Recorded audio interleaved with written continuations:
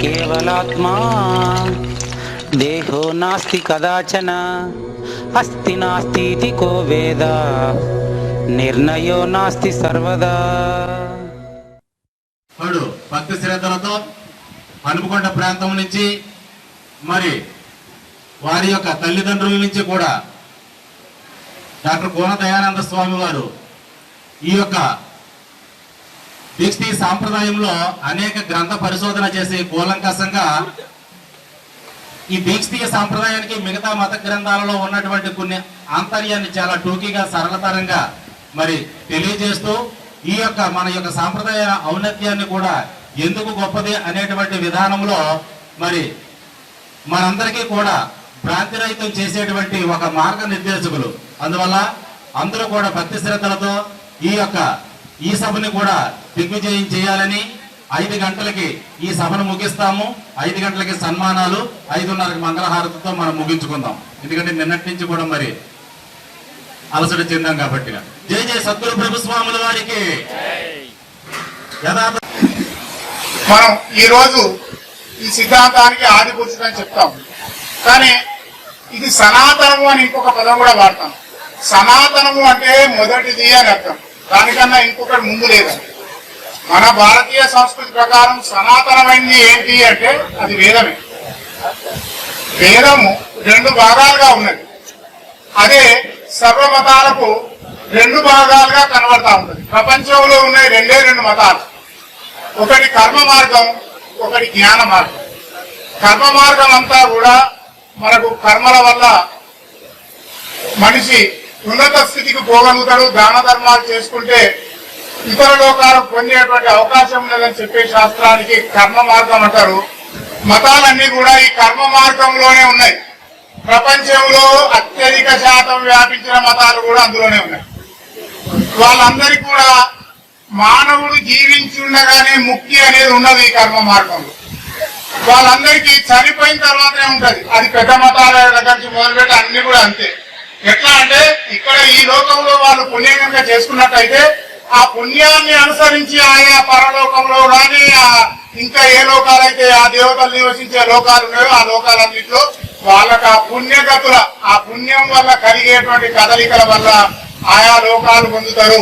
అవన్నీ ఎట్లా వస్తాయంటే కర్మల వల్ల వస్తాయి, వాళ్ళు చేసే మంచి చెడు అట్లా వస్తాయి అనే మతాలే 99 ఉన్నాయి. మరి ఒక్కటేంటిదే అంటే అది అద్వైతం.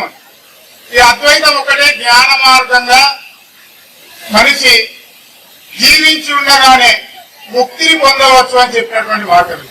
దీనికి ఏమని పేరు అంటే జీవన్ముక్తి అని చెప్పేది. అంటే ప్రపంచంలో 99 ఉన్నాయా, వాటి ఇంకెన్ని ఉన్నాయని చెప్పండి, ఎన్ని శాతం అని చెప్పుకోండి. ఆ 99% ఏవైతే ఉన్నాయో అవన్నీ కూడా కర్మ మార్గం మీద ఆధారపడినటువంటి మతాలే. కేవలము అద్వైతం ఒకటి మాత్రమే జ్ఞానం ద్వారా మనిషి జీవించి ఉండగానే జీవుడు ముక్తి పొందొచ్చు అని చెప్పింది. మరి అజరులు ఎవరయ్యా, ఏ మార్గాన్ని అనుసరించారంటే అద్వైతులు ఎట్లా అయితే కర్మల వల్ల ముక్తి వస్తుందని చెప్పారో దాన్ని అనుసరించి కొన్ని అనుసరించి అంతే ఉన్నారా అంటే లేరు. ఎక్కడైతే అద్వైతులు ముగించారో అక్కడి నుంచి బాట మొదలైంది. అద్వైతుల ముగింపు ఎక్కడ, అహం బ్రహ్మస్మి, నేనే ఆ బ్రహ్మను అనేటువంటి ఏదైతే అనుభవ వాక్యం చెప్పారో అక్కడికి అయిపోయింది వాళ్ళు.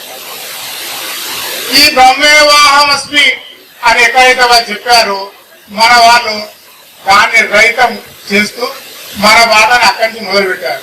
ఎందుకు మొదలు పెట్టారండి? దాంతో జీవన్కి ముక్తి లభించలేదా అంటే లభించలేదు.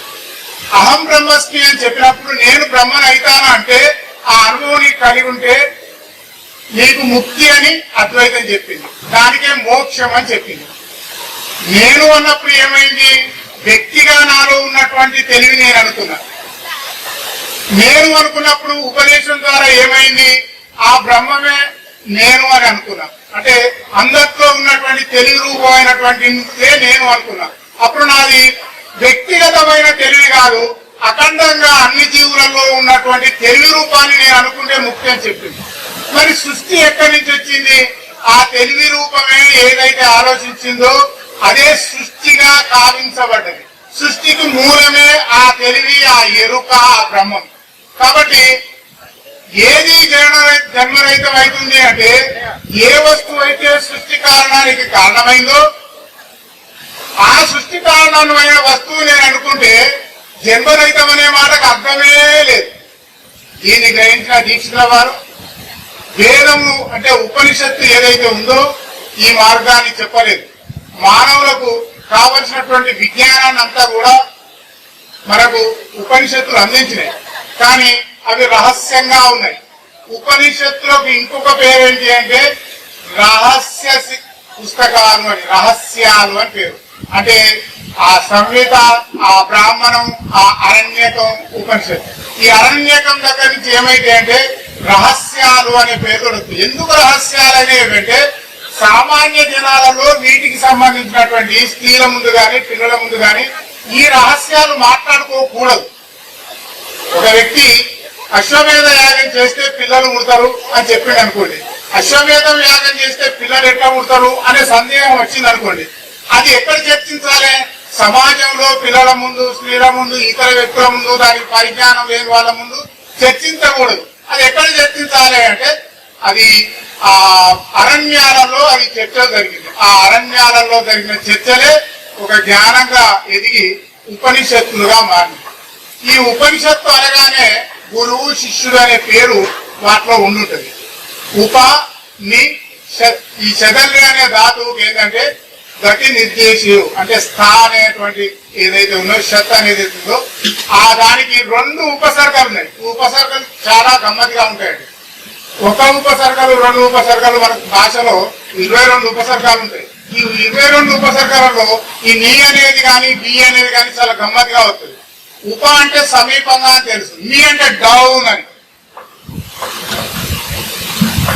సమీపంగా కింద కూర్చొని నేను అని చెప్పింది ఉపనిషత్తు. అంటే ఎవరు ఇద్దరు చూపెట్టాలి. ఉపనిషత్తు అనగానే గురువు శిష్యుడు. కొన్నిటిలో గురువులు శిష్యులు పేర్లతో ఉపనిషత్తులలో, కొన్నిట్లో పేర్లతో రాకున్నా కానీ అందులో ఉండేటువంటి విషయాన్ని బట్టి వాళ్ళు గురువు శిష్యుల యొక్క సంభాషణలనే వాటిని మనం అర్థం చేసుకోవాలి.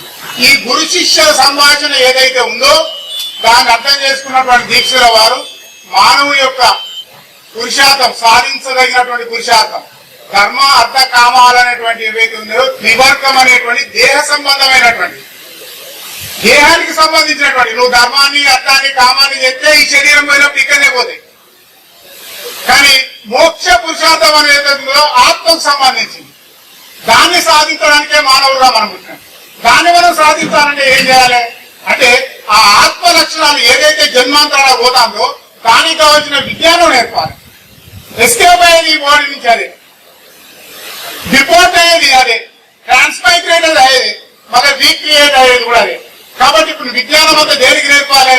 ఏదైతే ఈ శరీరానికి తప్పిపోతాందో, ఏదైతే అనంతంగా ఉంటాందో, ఏదైతే అది మళ్ళా సృష్టి కావింపబడతాందో దానికి ఏం చేయాలి అంటే దానికి సాధనలు పనికిరావు, దానికి విచారణ అవసరం. శరీరానికైతే సాధనలు అవసరం. కాబట్టి ధర్మార్థ కామాలనేటువంటి పశువృత్తులు, మోక్షం అనేది పరమ పురుషార్థమైనటువంటి మానవ వృత్తి. మనం అందరం మానవ వృత్తిలో వచ్చినాం కాబట్టి దీక్షల వారు మొట్టమొదటిసారిగా ఈ విషయాన్ని చెప్పాలనుకున్నారు. మరి ఎక్కడి నుంచి చెప్తాడు ఆయన అంటే నేను మార్నింగ్ చెప్పాను, శ్రీమించు అచలబోధను ఏ మహనీయుని చేసి ఎగజల్లేనో. ఎగజల్లడం అంటే ఒక దగ్గర కుప్పబెట్టడం కాదు, ఎక్కడెక్కడో చేసి. ఉదాహరణకు మనకు భగవద్గీత అనేది దాని ప్రస్థానత్రయంలో ఒక భాగం. ఈ రోజు భగవద్గీతను ప్రమాణంగా ఎవరు తీసుకుంటారు, ఎందుకు తీసుకుంటారు అనే విషయాలు కూడా మనం మాట్లాడుతున్నాం. వేదం అనేది సర్వులకు ప్రామాణ్యమైన గ్రంథం. వేదంలో 2 భాగాలుగా ఉన్నాయి అనుకున్నాం. అది 4 భాగాలుగా కనిపించినప్పటికీ 2 భాగాలుగా దాన్ని ప్రధానంగా మనం చూసుకుంటే చివరి భాగం, వేదంలో చివరి భాగాన్ని వేదముకు అంతముగా చివరిగా ఉన్నది కాబట్టి దాన్ని వేదాంతము లేదా ఉపనిషత్తు అని చెప్పారు. కాబట్టి ఆ చివరి భాగమైనటువంటి వేద ఉపనిషత్తు ఏదైతే ఉందో ఇది జ్ఞాన మార్గాన్ని చెప్తే ఆ జ్ఞాన మార్గంలో ఏవైనా ఇవన్నీ కూడా చెప్పబడ్డాయా అంటే కొన్ని చెప్పబడ్డాయి. కొన్ని విషయాలు ఏమున్నాయంటే వాటిని సూత్రీకరించి సూత్రాలుగా బాదరాయణుడు చెప్పాడు. 555 సూత్రాలు చెప్పారు. సూత్రాన్ని మనం చదివి అర్థం చేసుకోవాలండి. సూత్రాన్ని భాష్యం రాస్తే ఎవరైనా ఆ భాష్యాన్ని చూసి మనం కొంత పరిజ్ఞానం ఎంచుకొని చేసుకోవాల్సిందే కదా. సూత్రం అంటే అది కంపాండియం, చాలా ఇరుగ్గా ఉంటది, తక్కువ అక్షరాలతో ఉంటది, అర్థగాంభీర్యం ఉంటది, కంటిన్యూగా ఉంటది, మధ్యలో ఆగదు. కాబట్టి సూత్రాన్ని అంత సులభంగా మనం అర్థం చేసుకోవాలి, చాలా భాషా పాండిత్యం కావాలి. కాబట్టి ఆ కంపాండియం చాలా కంపాక్ట్ గా ఉండేటువంటి సూత్రాన్ని భాష్యం ద్వారా అర్థం చేసుకోవాలి. మరి సామాన్యులకు ఎట్లా గుర్తుంచుకోవాలి అంటే ఉపనిషత్తులో ఉన్నటువంటి విషయాల్ని, బ్రహ్మసూత్రాలలో ఉన్నటువంటి విషయాల్ని అన్ని కూడా, అంటే ఉపనిషత్తులో నుంచి దిగదారి వచ్చినటువంటి బ్రహ్మసూత్రాలు, బ్రహ్మసూత్రాల నుంచి దిగదారి వచ్చినటువంటిది భగవద్గీత. ఇది సామాన్యులకు అర్థమైంది అని గుర్తుంచుకోవడానికి అవకాశం ఉంటుందని భగవద్గీతను తీసుకొచ్చారు. వీటికి ఏమని పేరు అంటే ప్రస్థానత్రయం అని పేరు.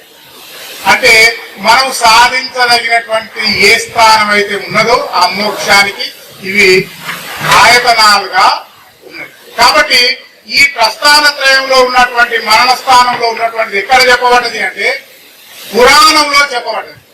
పురాణము అద్వైతులకు ప్రమాణం కాదు, అచలకు ప్రమాణం కాదు.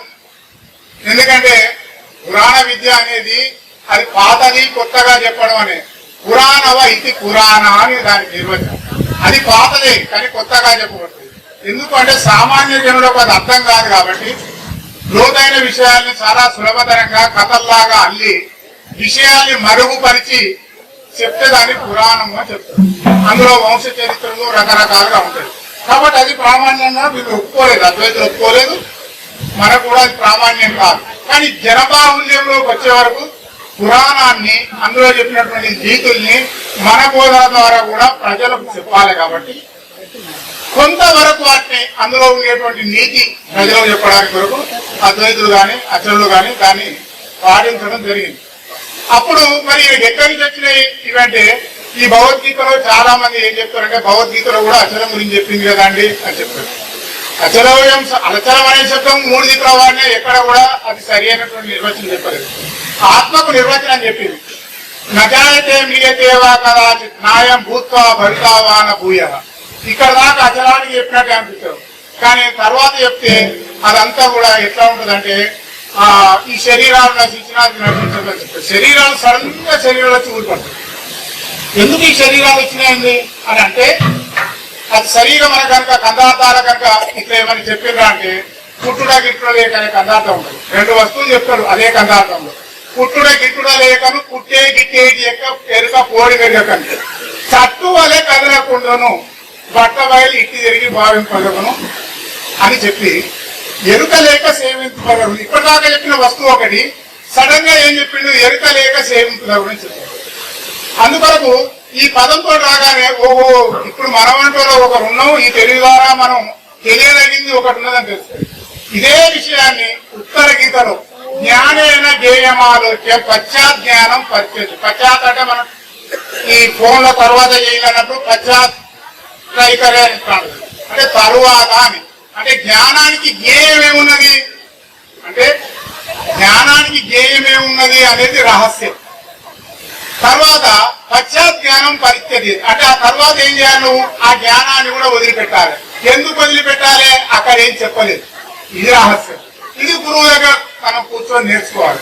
ఇట్లాంటి మహాత్ములు ఎవరైతే ఉన్నారో అద్వైత సాంప్రదాయం నుంచి వచ్చారో ఈ రహస్యాలన్నీ కూడా ఎక్కడెక్కడ ఉన్నాయో అవి క్రోడీకరించి ఈయన సిద్ధాంతం చేసి ఇది ఎగదలడం అంటే ఉత్తర భగవద్గీతలో చెప్పినట్టే చెప్పి ఆత్మ నిర్వచనం కూడా సరిగా చెప్పకుండా 2వ అధ్యాయంలో తర్వాత అవన్నీ కూడా వివరించి 18 అధ్యాయాలు చెప్పి ఆ భారతం ఎట్లయితే 18 ఉందో దీనికి 18 ముడి కట్టి 3వ అధ్యాయాలు అసలు నిజంగా క్లోజ్ అయినట్టుగా ఆ గురు పరంపరలంతా కూడా ఆయన వర్ణన చేసి తర్వాత అధ్యాయాలని పెంచి ఇవన్నీ జరిగినాయి. అది కూడా ఇంకా కొందరు పరిశోధకులు చెప్పేది ఏంటంటే అది ఒక కవి రాసినట్టుగా లేదు, ఇంటర్నల్ ఎవిడెన్స్ చెప్పిన దాని ప్రకారం ఏంటంటే ఒక్క కవి రాసినట్టుగా కూడా అది లేదు అని అంటారు. వాటి జోలికి మనం మనం పవిత్ర గ్రంథం అంటాం కాబట్టి అందులో ఏ ఉన్నా మనకు పవిత్రమైంది. కానీ ఈ విషయాన్ని అవి ఏం చేసినాయంటే పక్కకు పెట్టి అట్లే యోగ వాసిష్టాన్ని కనుక చూసినట్టయితే ఆయన కూడా వ్యాసనంత గొప్ప, వశిష్ఠుడు కూడా చాలా గొప్ప. కాబట్టి యోగ వాసిష్టం అంటే యోగ అంటే రామునికి ఉపదేశించినటువంటి ఆ ఆధ్యాత్మిక తత్వం ఏదైతే ఉందో అందులో కూడా మనం ఆ ప్రాంతరహిత శ్లోకాల్లో చదువుకుంటాం. అవన్నీ వేరు వేరు గ్రంథాలలో ఉన్నటువంటి రహస్యాలు, ఎగజల్లిన విషయాలు అవన్నీ. అన్ని పుస్తకాలలో ఎగదల్లిన విషయాలే ఆ భ్రాంతిరహిత శ్లోకాలంటే. ఆ ఎగదల్లిన వాటిని ఈయన ఏం చేసిండు అంటే ఈ దీక్షలో అక్కడోటి పెట్టుకుంటూ పోయింది. కాబట్టి ఆ ఎగదల్లిన విషయాలన్నీ కూడా సిద్ధాంతీకరించి క్రోడీకరించి చెప్పినటువంటి విషయాలు కాబట్టి చాలా చక్కగా ఒక సిద్ధాంతాన్ని తయారు చేసింది. ఇతర సిద్ధాంతాలు కనుక చూసినట్టయితే అప్లికబిలిటీ అంటే ఆ సిద్ధాంతాన్ని మనం సమాజంలో మనం అప్లై చేయగలమా, సామాన్య జనులందరూ కూడా అది వాడుకలోకి తీసుకురాగలుగుతారా, అందరికీ ఆమోదయోగ్యంగా ఉంటుందా అని ఇట్లాంటి కొన్ని సిద్ధాంతాలకు రావాలి. ఉదాహరణకు మనం జైనం తీసుకున్నాం అనుకోండి. జైనంలో శ్వేతాంబరులు దిగాంబరులు అని 2 రకాల శాఖలు ఉంటాయి, 2 సెక్స్ ఉంటాయి. శ్వేతాంబరులు అంటే తెల్ల బట్టలు కట్టుకునేటువంటి వాళ్ళు, దిగంబరులు అంటే అంబరమే అస్త్రాలుగా కలిగినటువంటి వాళ్ళు, అంటే బట్టలు లేని. అది సమాజం అంతా అంగీకరించలేదు కాబట్టి అది ఏమైంది, కనుమరుగైపోయి ఎక్కడెక్కడ కొంచెం మాత్రమే ఉన్నది, మిగతాదంతా కూడా అది శ్వేతాంబరులుగా మారింది. ఇంకా కొన్ని మతాలు వచ్చినాయి, అద్వైతం లాంటి 99 పోతే ఇంకొకటి మిగిలింది అనుకున్నాం. అదేం చేసింది, ఈ గురువులు అంటే సన్యాసులుగానే ఉండాలి అని ఆహార నియమాలు, కుల నియమాలు, వర్గ నియమాలు, లింగ నియమాలు పెట్టింది. అన్ని మతాలు పెట్టినాయి ఈ లింగ నియమాలు. స్త్రీలను గుళ్ళోకి రాని అని గుళ్ళు మనకు పంచాయతీలు అయితేనే మనం వింటనే ఉన్నాం. అదేవిధంగా ఈ వేదం సర్వనీయతను అని చెప్పేటువంటి వర్గాలు ఉన్నారు. గుళ్ళోకి మసీదులోకి రానియద్దు, చర్చిలోకి రానియద్దు అని వర్గాలు ఉన్నాయి. వచ్చిన వాళ్ళు పాస్టర్స్ కావద్దు, వాళ్ళు వాళ్ళకి అర్హత లేదు అని చెప్పేటువంటి మన మతాలు మన దగ్గరనే ఉన్నాయి. ఇవన్నీ మనే. కాబట్టి ఇవన్నీ ఏమున్నాయంటే కొన్ని కులాలకు కొన్ని వర్గాలకు సంబంధించినటువంటి మాత్రమే అది అన్వయమవుతారు. కానీ సర్వజనీనంగా లేవు. ఏ మతాన్నైనా తీసుకోండి, అందరికీ సమానమైనటువంటి హక్కు లేదు. అందరూ గురువులయ్యే అధికారం లేదు అన్ని మతాలలో. అందరికీ సమానంగా లింగ ప్రకారం కానీ, జాతి ప్రకారం కానీ, వర్ణ ప్రకారం కానీ సమానంగా ఉన్నదంటే లేదు. దీక్షల వారు మొట్టమొదటిసారి ఆ విషయాన్ని చెప్పారు. ఇది అందరికీ కూడా సర్వజనీనంగా ఉంటది. ఇక్కడ కులము, వర్ణము, జాతి, లింగము అనే భేదాలు ఉండవు. ఎందుకు ఉండవు అంటే మేము చెప్పే సిద్ధాంతం అలాంటిది, మేము ప్రతిపాదన చేసినటువంటి సత్యం అలాంటిది. కాబట్టి మా సత్యానికి ఇలాంటివి లేవు అని మొట్టమొదటిసారిగా మానవులు. తర్వాత రిస్ట్రిక్షన్స్, ఇట్లా ఉండాలి అని నియమాలు ఉన్నాయి. ఒకరు బొట్టు మీదికే పెట్టుకోవాలని, ఒక్క బొట్టే కాదండి, దానికి ఇతోటి అటొక్కటి మళ్ళీ ఒక్క బొట్టు పెట్టుకోవాలని, ఆ బొట్టు కిందికి యు ఆకారంలో ఉంటే ఒక మతం అని, వయ్యాకారంలో ఉంటే ఒక మతం అని, ఈ బొట్టులో కూడా అనేక భేదాలు సృష్టించింది. ఇవన్నీ ఏంటి అంటే హద్దులు. మతముల వారు తమ సమ్మతమైనటువంటి ఈ శాస్త్ర మర్యాదలను ఏర్పరచుకుంటారు. ఎందుకు ఈ శాస్త్ర మర్యాదలు అంటే ఆ శాస్త్రం యొక్క బౌండరీస్ ని దాటలేకపోతున్నారు, ఆ హద్దుల్ని వాళ్ళు దాటలేకపోతున్నారు. ఎందుకు అంటే వాళ్ళ సత్యం అంతా కూడా ఆ హద్దులోనే ఉన్నది, ఆ బౌండరీని దాటట్లేదు. A boundary? కర్మం అనే బౌండరీ. ఆ దాని యొక్క దాటాలంటే ఏం చేయాలి? ఆ కర్మమే సత్యం అనుకునే బౌండరీ దాటాలంటే కిందికి ఎంత బలంగా కొట్టినా అది 6 కాదు, కొట్టాలే పైకి బౌండరీ, అది 6 అయింది అని మొట్టమొదటిసారి అద్వైతులు కనుక్కున్నారు. కానీ అందులో కూడా లోపాన్ని సరిచేసి ఈ కర్మం అనే బౌండరీని, జ్ఞానం అనే బౌండరీని, అది కూడా ఒక బౌండరీ అని మొట్టమొదటిసారి గుర్తించింది. ఎందుకు అది ఒక బౌండరీ, అది ఒక హద్దు ఎందుకైంది అంటే పుట్టుకకు కారణమైందే జ్ఞానము, అదే ఎరుక, అదే బ్రహ్మము, అదే చిత్తు, దాన్నే ప్రకాశం అంటున్నారు. అదే కాశ అంటేనే ప్రకాశం, కాశ అంటేనే వెలుగు. ప్రకాశం అంటే ఏంటి అంటే తనకు తాను తెలుసుకునే తెలివికి ప్రకాశం అని, దానికే చేతనం అని. చైతన్యం అంటే అర్థం చైతన్యమే చైతన్యం అయితే వృద్ధి ఎందుకంటే చైతన్యం అని ఎప్పుడు అంటున్నామంటే తనకు తాను తెలుసుకోగలుగుతుంది. అది లయమైపోయి ఏం కనబడకుంటున్నా అందులోంచి అది పుట్టగలుగుతుంది. ఆ శక్తి దానికి ఉంటది, దాన్ని ప్రకాశం అంటారు. ఆత్మ ప్రకాశం అనే స్థాయి చాలా దూరంగా ఉంటది. ఎట్లా అంటే సత్, చిత్, తర్వాత సత్ అంటే అది ఉండడం, దాని యొక్క ఉనికి. చిత్ అంటే అది జ్ఞానంగా ఉండడం, అది తన స్వరూపంలో ఉండి అది తెలుసుకుంటే దాని ప్రకాశం అంటారు. ప్రకాశం అంటే అది 3వ స్టేజ్.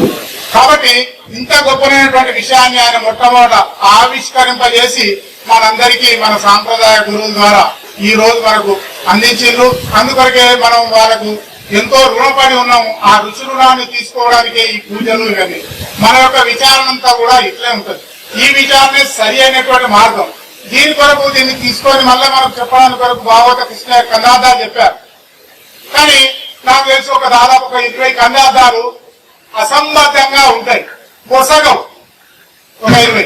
ఆయన ఏం చెప్పిండంటే ఆయన ఒకే ఒక మాట అన్నాడు, అయ్యా అనుమానం ఉంటే ఇక్కడ నేను చెప్పేటువంటి ఎగ్జాంపుల్ కనుక ఏదైనా తేడా ఉంటే, ఎందుకు ఎగ్జాంపుల్ చెప్పాలంటే ఏదైనా ఒక అరూప వస్తువుని అంటే ప్రత్యక్షంగా చూడలేని దాన్ని అనుమాన ప్రమాణంతో చెప్పినప్పుడు అది మనకు అనుభవంలో ప్రత్యక్షం కావాలి. ఆ ప్రత్యక్షం కావాలంటే ఒకటి హేతు చెప్పాలి, ఏది కారణం అని చెప్పాలి.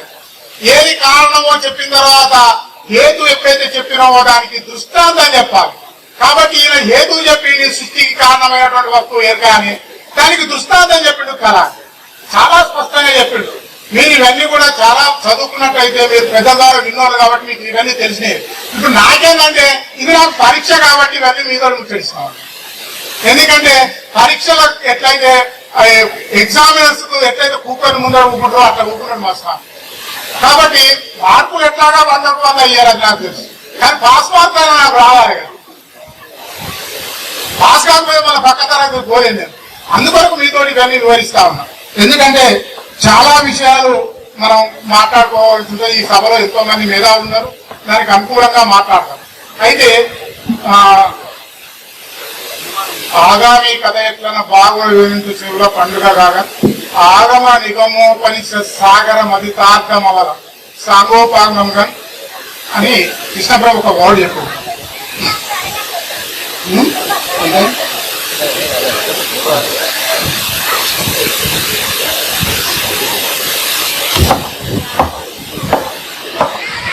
జ్యోతిష్యం, ఈ కల్పము జ్యోతిష్యం అనగానే ఏవో అనుకుంటున్నారు.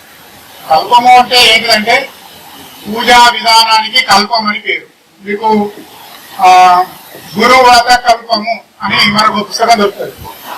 ఆ వ్రతకల్పం అంటే వ్రతం చేసే విధానం, దానికే కల్పం అని పేరు. అట్లే మన భాగవత కృష్ణ గారు ఆ పద్యాల రూపంలో కందాత శ్లోకాలు చెప్తే దానికి పద్యాల రూపంలో మళ్ళీ కొందరు కవులు చెప్తా ఉన్నారు. ఇవన్నీ కూడా మనం చాలా జాగ్రత్తగా నేర్చుకోవాలి.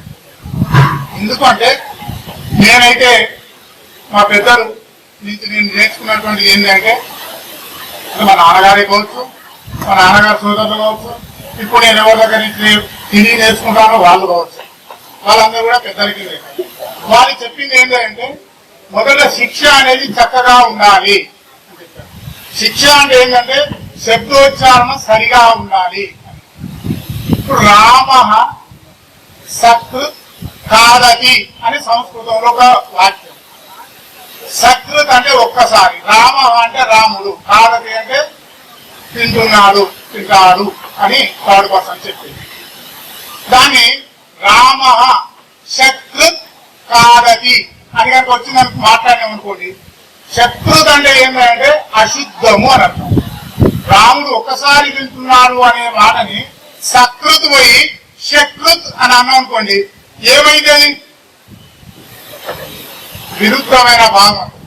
అట్లే ఒక జ్యోతిష్ యోగంలో ఏం చేసిందంటే ఇంద్రియుల యొక్క శత్రువులందరూ కూడా నశించాలి అని చెప్పారు. చెప్తే ఏమైంది, ఇంద్రియుల శత్రువులందరూ ఉంటే. ఎందుకు జరిగింది అంటే ఆ శబ్దంలో ఉండేటువంటి తేడా. అప్పుడు నాకు ఏం చెప్పేవాళ్ళు అంటే ఈ ఊష్మాలు అంటే ఊది పలికే అక్షరాలు ఉంటాయి. అవి ఏంటంటే షే షా సా హ, ఇవి మీకు అక్షరమాల మీకు అందరికీ తెలిసినాయి కదా. వీటికి 4 పేర్లు ఊష్మాలు అంటే అని ఊది పలికే వాటిని ఊష్మాలు అంటారు. ఈ షే అంటే ఎట్లా అనాలి, ఇప్పుడు శాస్త్రములు అంటే శాస్త్రములు అంటున్నారు,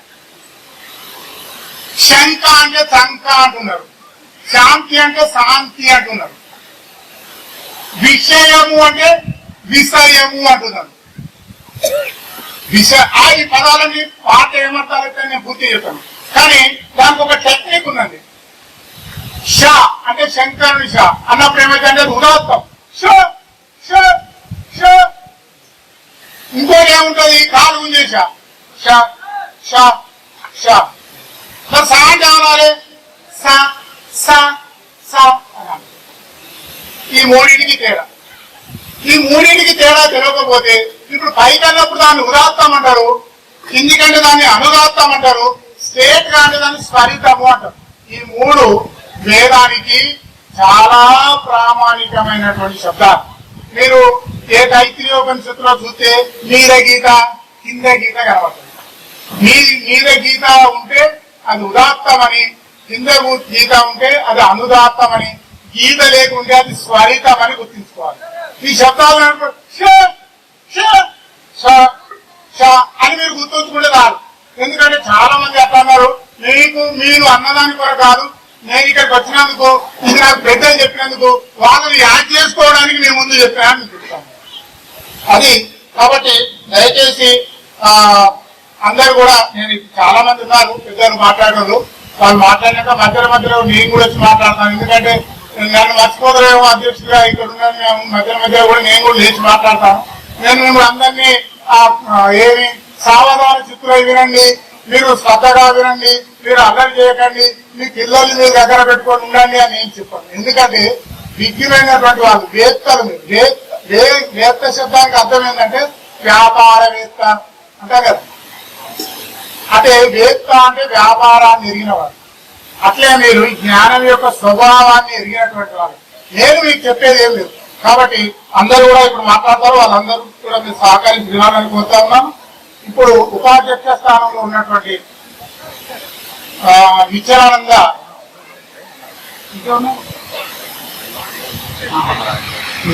అశరీరం సర్వదా అస్తి శరీరం రహితం సదా అయమేవ సద్యో ముక్తి అన్యథా భ్రమకారణం